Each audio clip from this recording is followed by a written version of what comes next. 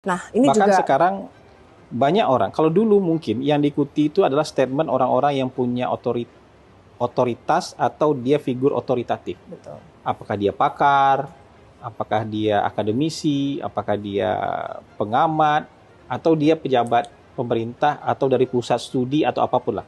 Artinya ada otoritas yang dilihat oleh orang. Tapi hari ini dengan terbukanya eh, teknologi informasi, orang yang mungkin nggak punya kemampuan, pengetahuan soal itu, tapi karena mengemasnya dengan cara yang menarik, dia dianggap sumber yang otoritatif. Bisa saja dia nggak tahu apapun nih soal kebijakan ini, tapi karena cara penyampaian dia yang menarik, kreatif, cara pengemasan kontennya juga kreatif, dia dianggap figur yang otoritatif. Wah, ini layak kita ikuti dengan kesalahpahamannya. Nah, itu dia tadi, Chief. Artinya Gitu. kalau melihat tadi ya, apakah PCO juga memilih uh, pola atau misalnya format tadi, Chief?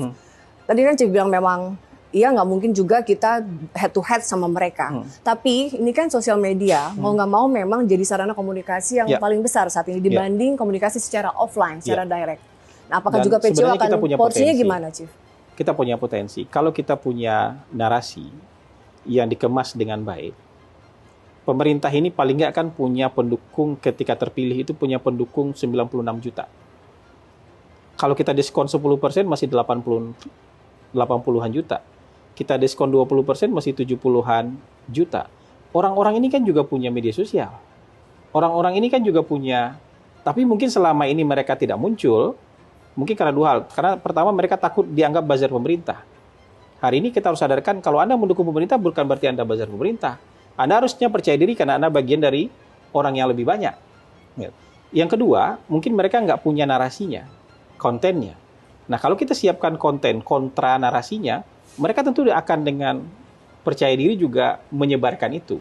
Jadi kira-kira seperti itulah. Kita juga perlu kerjasama dengan masyarakat yang mendukung pemerintah. Kita perlu bangkitkan kepercayaan diri mereka supaya nggak takut untuk berpendapat. Hari ini kan ada budaya cancel culture itu. Iya. Orang yang mendukung pemerintah dianggap buzzer, Iya. dia cancel orang ini, Iya. jangan kasih job orang ini, segala macam. Loh, kenapa kita yang takut? Kita kan bagian dari yang banyak.